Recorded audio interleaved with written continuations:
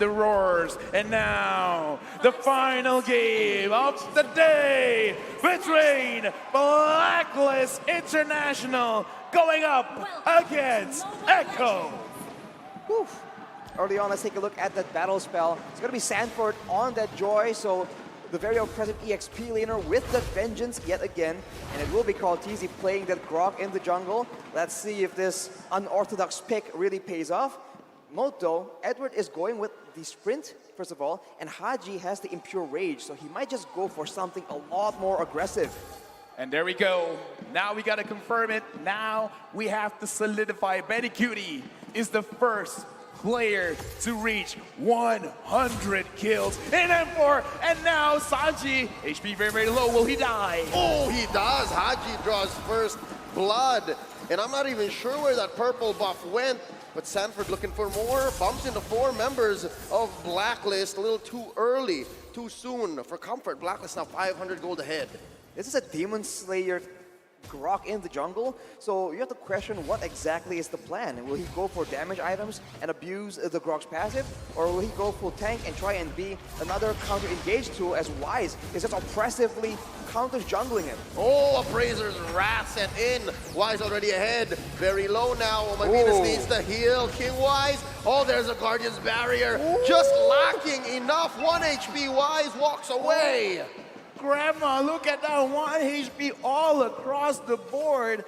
And yeah, you talked about it, Carl Teasy here with the Grok. We're gonna look at his itemization, but I kind of feel like the proper way is to build like maybe at least a BOD to have a lot of armor on yourself, and then possibly for the Eve, a Radiant armor, and then after that, you know what, you can do whatever you want, because now, bottom side of the map, Oheb, as well as Benny Cutie, looks like they're not gonna be too aggressive just yet.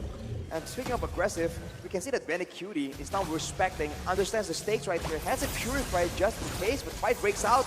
Oh, there's a setup. Numenor Blast on the 3, plus a wild charge. Cardizi very low, doing the power of nature, and Wise still gets it. Oh, Echo's a little skittish, while Blacklist pushes them all out with a 4-man rotation. Blacklist owning the first 2 minutes. Yeah, unfortunate, but Carl Teasy used his retribution a little bit early. Now looking at the items, looking at the Grok, just a Molten Essence to be sure that he can stay in the jungle, he can clear a little bit faster. But other than that, is there anything worth talking about here? I guess for both mid laners, they want to spam spells out, so they're building towards the Enchanted Talisman, which will be a big factor here, because later on, there's going to be a lot of long distance fights, but you can see that Haji actually has a lot more gold compared to Sanji because of that roam early on that did not pay off. So that's a bit unfortunate, but Blacklist here will be the one controlling the tempo, as Echo is just waiting for an opportunity, I guess, to go for a big fight in the mid game, perhaps once the turtle spawns. Right now, looking at the emblem setup, so far, so good. Nothing too much to report. Sanford here, seeing Wise. Sanford putting pressure onto Haji. But doesn't look like he could commit too much, but Haji now, 50% HP gone. Down here bottom, Yaoi wants to engage, but none is found. Enough to push them away. Guardian's Barrier set up by Carl Teasy. Benny Cutie laying down the pinwheels. Haji spots him. There's some CC from Wise. Oh my Venus slowing them down. Healing up Haji. Echo knows this is not a good spot to disengage. Blacklist starting the Ube down here in the gold lane. What's Echo to do? Another Guardian's Barrier from Carl Teasy. Real world manipulation sent in by Haji. Wise confirms a kill onto Sanji. 2 and none so far, 2K ahead. Yaoi's in trouble. Void Crystal sent in. Oheb going in behind enemy lines. Yaoi gets taken down. Appraiser's Wrath sent in by Wise. Sanford trying to get something back here, dancing around these 3 members. Benny Cutie bites us as well. Edward finds his man. Sanford's in trouble. Oh, the humanity. Blacklist has dominated bottom lane and are now going to convert into turtle. Echo just funnel 1 by 1 right here, and Cortese now left alone trying to go against 4 people yet again. Oh, knocked up as well, forces a wild charge on him. There's a grab by Edward. Can he deal enough damage? The answer gonna be yes. With the help of Haji, Numenor Blast from Yaoi, setting Edward where he needs to be. Wise still on the turtle, real world manipulation here by Haji, swiping away, tapping, gets his man, down goes Sanji. Sanford does shut down Haji though, too late. for that turtle shield, and Oh My Venus could not heal Haji. The KDA machine suffers its first death. Excuse me, Kada Machine. Right now, Oh My Venus 0, and 7, 100% kill participation. And it's very easy to do that when you're all clumped up together. 5-man. Walk down, make sure we're gonna stay here, and we're not gonna go home empty-handed. Looking at the items now, Oheb already having that Blade of Despair. That's a lot of damage. It's big damn, like Nice likes to say. But Haji has rushed the Ice Queen's wand because he has a bit more mana regeneration from the Impure Wrath emblem. So this is why he went for it. It's a more aggressive choice that allows you to have a lot more crowd control, a lot more damage early on in the game. And you can see that it's paying off. And now Wise is just pushing the advantage again. 3.5k ahead in 5 minutes. That's not easy to achieve, and he's got 4 members on top of him. Plus the Numenon Blast cancelled by Yawi. Appraiser's Wrath, they oblige. Flickering on forward. Oheb finds one, but Yawi puts up the bulwark at the right time. Oheb in trouble. Oh My Venus heals him up. Carl Dizzy looking for one. Sanji finishes the job. The ult from the Estes, Oh My Venus, not enough to keep the Filipino sniper alive. Can they punish Carl Dizzy? Put the Guardian's barrier. Sanji dropping the shadow energies. Carl Dizzy's gonna fall. Wise takes him down. Edward dancing around Sanford. A lot of damage put on this mid lane tier 1 throughout that skirmish. Unfortunately for Blacklist though, throughout all this chaotic chain of events, Benny Cutie has not been able to secure a single kill as Sanford once again goes in aggressive. Oh, they're not done underneath. Tier 1 in mid. Sanford is threatened with a split. Can Edward get him? Agent Zero wants his man. Sanford a little too fast. Oh, almost triggers the grab there before it timed out. Okay, right now they're being a little bit too aggressive. They're not letting any talking points from any of us. 3.1k gold lead by Blacklist. And I can definitely see right now, looking at how they're moving around, there's a lot of macro plays like, okay, you go here, I go there. We need to secure the turtle. Oh, and we also got to fight. Everyone, make sure you know what you're going to do. But with that being said, Echo, right now it looks like they're being a little bit overwhelmed. Kartizi 0, 2, and 0. Sanji 1, 3, and 1. Blacklist, they're not waiting, they still want to push. Oh, Sanford, you want to dance? Let's dance. Carl Tizzy push in the... What? That's not going to happen. Not like this, says Haji. That was a close call. I think even Echo wasn't ready for that fight. But wait, look! They were looking for a clapback from behind! Benny Cutie shuts down King Wise. Oh My Venus is well stunned by the Numenon Blast. And here's the punish. Pops the ult, gets the heal, but Benny Cutie still gets the kill. Carl Tizzy survives with 1 HP. OM gets a trade. 1 for 2. A little bit of breathing room for Echo, but it's not done. Sanford pops the Vengeance. A little too much damage there. Edward gets the kill. Yawi needs to run here. He can't stay for too long. It's so chaotic, and sometimes the late game marksman can really value from this kind of exchange. But Benny Cutie, we saw that his golden staff was completed at about 7 minutes, so it's quite a bit late, and I think he's not as strong as we would expect him to be. But look at Oheb, so low. That was so close, but right now Edward moving forward, putting a little bit of pressure onto Sanji. Now Echo, especially how Sanford is playing the Joy, I think they can still fight this one, which, side note, whoever named this hero Joy, I don't know, I kind of feel like it's Sly because this is more like a frustration than joy. Exactly, it's kind of sarcasm, irony, whatever you want to call it.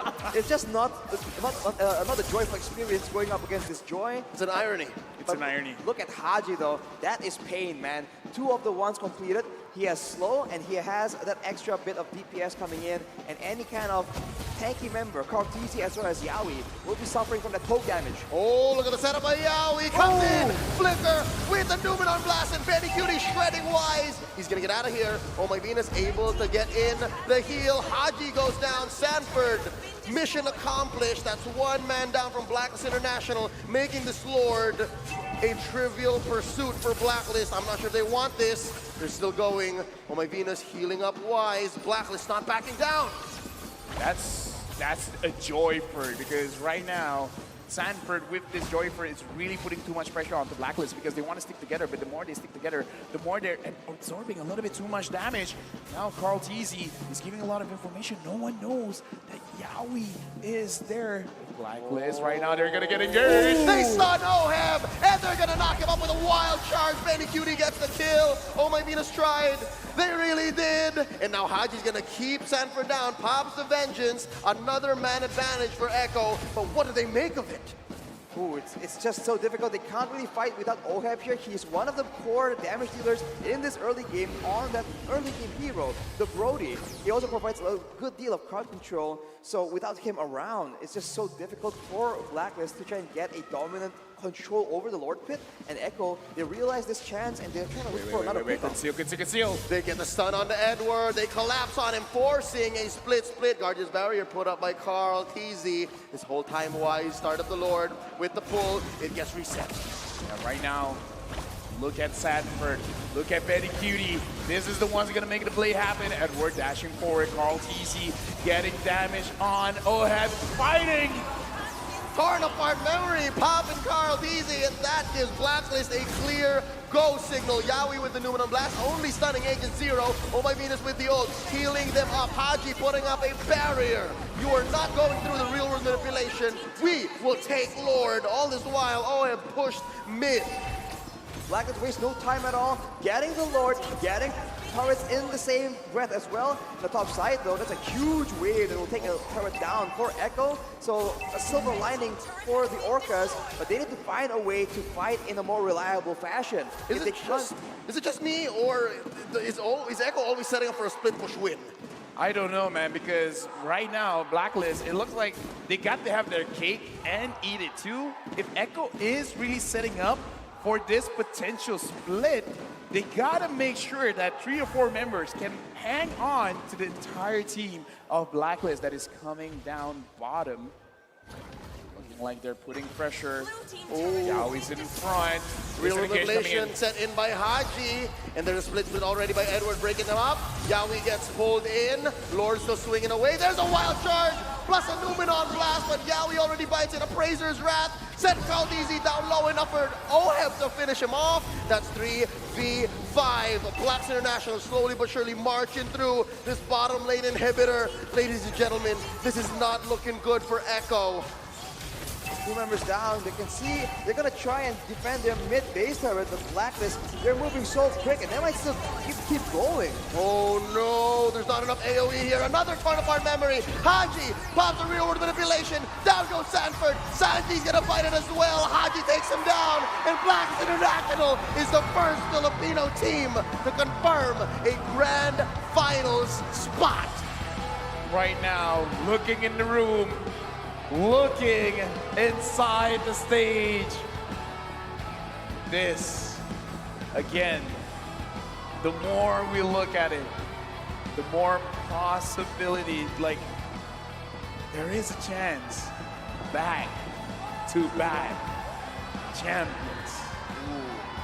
That will be a chance for Blacklist International to make history if it all plays out like you mentioned, Mafel. But man, it was a tough fight against Echo right here, but they come out on top through all the struggles, through all the adaptations, all the confusion. They eventually still reign supreme on the top in the first part of the Grand Finals.